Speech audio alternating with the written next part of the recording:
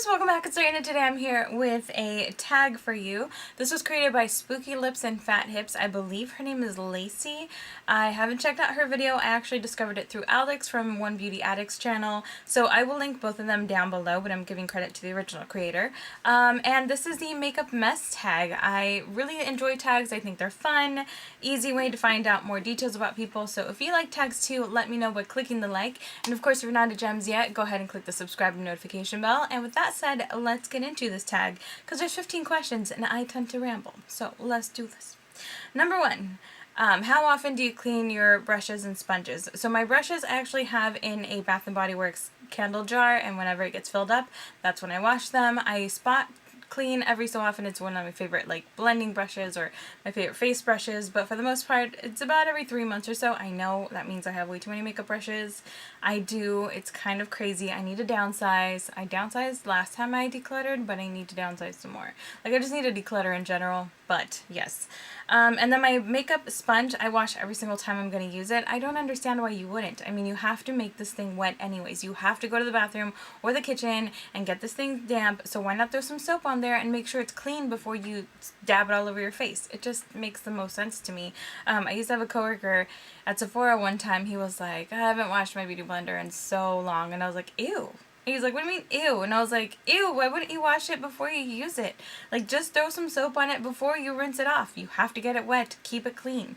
Like, I just don't want anything building up on my face. I'm already acne prone, so I don't need to use a dirty sponge all over and just, you know, press that bacteria into my skin. It just grosses me out. So I wash it every single time before I use it. Just seems like a best practice. Number two, how do you organize your makeup collection? I have a small space makeup collection video, so I'll link that for you guys down below, but I haven't changed anything. I have some drawers on the side of my desk here where it's stored. I also have a couple of like acrylic little sliders with little spaces in them, a couple of acrylic drawer systems. It's just, yeah, pretty generic, but it is a small space I live in. I really want to declutter and make it even more compact, but for now I'm keeping the same organization, so I'll leave again a link to that video down below. Number three, do you put your makeup products away after you are done using them or leave them out for tomorrow? Just depends if I'm running late, to be perfectly honest. If I'm running late, I'm like, okay, I'm done with my face, what time is it, gotta go. So I tend to leave things on my desk a lot just because I'm not like the most organized with my time, but about twice a week or so I will go through my desk and just make sure everything gets put away and try to tidy up a bit. But on the day-to-day, I do tend to just like do my face, grab my stuff, and run out the door. So number four, loosed or pressed powders? I have the questions on my iPod, by the way. So I actually like them both. I like loose powders to set my face at the end of the morning, and then throughout the day I'll carry a pressed powder to touch up. So they both have their uses. Number five, do you ever fall asleep without taking your makeup off? I have done this twice in recent memory, and I want to say recent memory covers like the past 5 years because, again, I'm acne prone. I can't afford to be risky with my skin. So no, I don't go to sleep with my makeup on. If I'm exhausted, like I have just literally passed out not that long ago. I was just going on days without sleep. I was really stressed and kind of depressed, and we went out and hung out with my family, and I finally decided to let loose, had some margaritas, got home, and literally sat down and didn't wake up till the next day. So that was unintentional, but literally that's happened to me like twice in the past like 5 years or so. For the most part, even if I'm like dragging my feet, I will grab a makeup wipe and at least remove things. Even if I don't do the full wash, my double cleanse, all that stuff, I will at least grab a wipe and try to remove as much as possible because it's not sanitary, and again, I don't need to encourage my acne, so I try not to go to bed like as hard as possible because it's just, no, it's just my skin type. I cannot do that. So number six, what makeup rules do you like to break? I don't really care. I don't really think there's a set standard of makeup rules. I don't consistently use setting spray. I don't always conceal under my eyes. I hate doing brows, and so I'm never gonna have that like whole Instagram BS, like it's not my thing. So yeah, if you want to wear a bold lip with a smoky eye, girl, it's your face. If you want to wear like orange and green and purple out to the market, who cares? It's your face. So yeah, forget the rules. Do what you want. It's it's makeup. It washes off at the end of the day. Experiment, to live a little. So yeah, I don't really follow makeup rules per se. I just feel like trying something new. I'll try something new. Today I wanted to play with the eyeshadow. I went with a little bit of a slightly brighter eyeshadow. I don't really care. Number 7, will you use a product even if it is cracked or broken? Yes, I will, because if it still works, who cares? Who cares? There are some exceptions. Sometimes, if something shatters, I'm not going to repress it, just because in my experience, repressing dries it out. I've never repressed a powder and had it work the same way. So that I'm just, I'm not going to bother. I just literally, I've tried so many times, and every time it loses, I don't know what, but the formula gets wonky. Maybe I'm using too much alcohol, I don't know, but that doesn't work for me. So if it shatters completely, I'm just going to toss it and replace it. But like if the packaging is broken, or if it just has like a chip on an eyeshadow, like who cares? It still works. Alright, number 8. Do you wait to pan a product completely before you replace it? I didn't used to. I used to have a serious problem. I just wanted everything now. I wanted to keep up with the trends. I wanted to keep up with what was dropping. Like, I did not used to be conscious about my spending. So that used to be my lifestyle. Now, as I've gotten older, gained some maturity, had to go through some financial struggles, I'm like, why was I so wasteful? Like, I spent so much money on crap I'm not using, and on, just like, I need this foundation and that foundation. Why did I need 5 to 6 foundations at a time? Even right now, I have, like, I don't know, 6 or 7, and I'm like, why do I have so many? What am I doing with my life? Maybe not that many, but I do have quite a few. Let's see. 1, 2, 3, 4, 5, 6, 7, 8, 9 liquid foundations. Why do I need 9 liquid foundations? I don't have that many phases. I have 1, and I can use 1 a day. Sometimes mixing it using 2. It's just ridiculous. So I am trying to be better about that. Some of these foundations I do need to give away because I've tried, but they're just not working for me. So I really want to declutter. Again, I mentioned that earlier, but I am trying to do better. So my masks, I have made it a goal to like finish a mask before I buy a mask. There are exceptions. I recently bought this one just because it was such a good deal that I couldn't let it pass up. But for the most part, I am trying to be a lot more conscious about how much I'm spending and why I'm spending it and how necessary it is. So, number 9, how do you feel about sharing makeup? I have no problem sharing most things. Powders, palettes, those can be sanitized. Something like an eyeliner, a mascara, anything that touches your eye or gets very close to your eyes, those I'm not down for, just because eye infections are a real thing.